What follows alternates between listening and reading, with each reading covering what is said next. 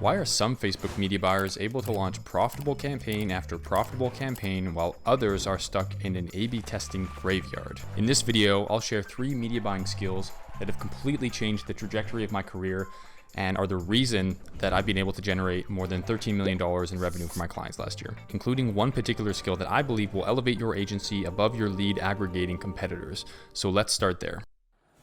Optimize your campaigns towards your client's most important KPI, not cost per lead. The most important KPI for our clients is cost of marketing, which is the spend divided by the revenue. The lower your cost of marketing, the better. It's similar to ROAS, which is the revenue divided by the spend. The problem for lead generation media buyers is that there's no marketing objective for cost of marketing in Ads Manager, which means that we must optimize our campaigns for leads instead. Unfortunately, leads from one campaign are almost never the same quality as leads from another campaign. They attract different types of people. Take a look at this window replacement client of mine.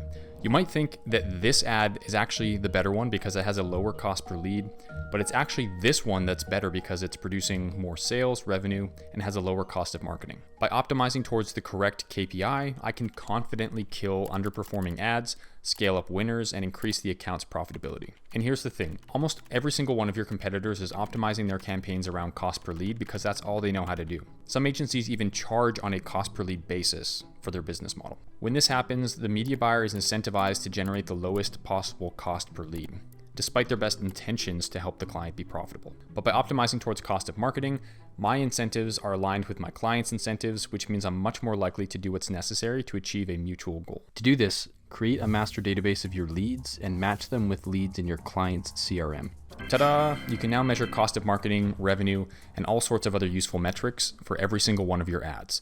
And here's what this lets you do. You can now decide to either keep your ads on or turn them off based on cost of marketing, which means you will no longer mistakenly turn off profitable ads just because they have an expensive cost per lead, like this ad, which looks like it has a pretty expensive cost per lead, but consistently produces sales. You will stop wasting your clients' money on ads that have a good cost per lead, but aren't producing sales, like this ad, which looks really great in Ads Manager, but is not consistently setting appointments. And you can confidently scale up the budget on your most profitable campaigns, like this one, which has an ad which has been active for more than a year, generated more than 60 sales, $900,000 in revenue with an 8% cost of marketing. This is the number one thing that's allowed me to generate profitable results for my clients, while also spending less time managing their campaigns. I could honestly end the video right there because that single piece of advice will help you and your clients make more money than you know what to do with. But there are a few other sneaky tactics that you might not be aware of, like number 2.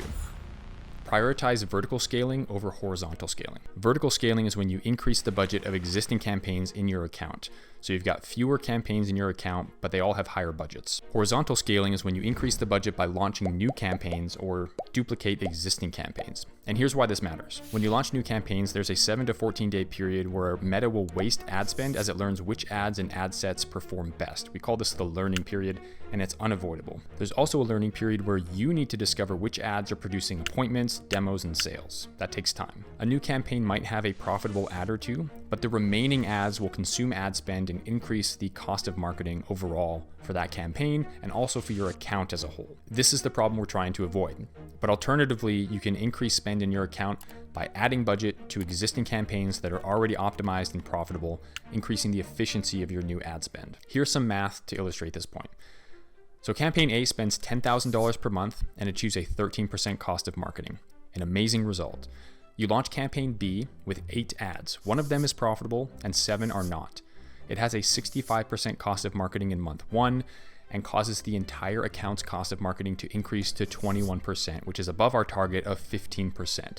Not good. In scenario 2, we're going to vertical scale. We're going to take campaign A and maintain a 13% cost of marketing, a much better result. Now, of course, it's possible that campaign A will not continue to perform as profitably as it has when you increase its budget, and it's possible that campaign B is a unicorn and ends up being incredibly profitable, maybe more profitable than campaign A. But in my experience, vertical scaling has a higher probability of success, which is the point here. As media buyers, we often want to launch new campaigns because it's fun and it feels like we're doing something productive, but our ultimate goal is to maintain the most profitable result for our clients. We're obviously going to launch new campaigns eventually, but my point is simply to prioritize vertical scaling first.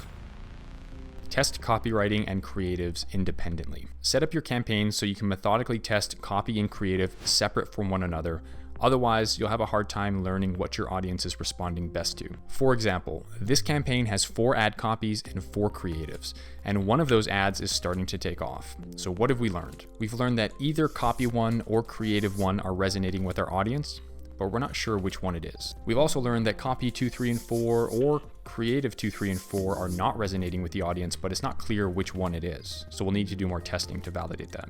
Now we can happily scale ad 1 because it's profitable, but we don't have all that much information to go off when we launch our next campaign test. So consider this instead. We have just 1 creative and 4 copies. This time we can clearly see that copy 1 is a winner, and we also know that the creative can be a winner if it has the right copy. As a result, our next campaign might have 4 ads, all using this winning copy, but with 4 new creatives that are slight variants of the previous winner.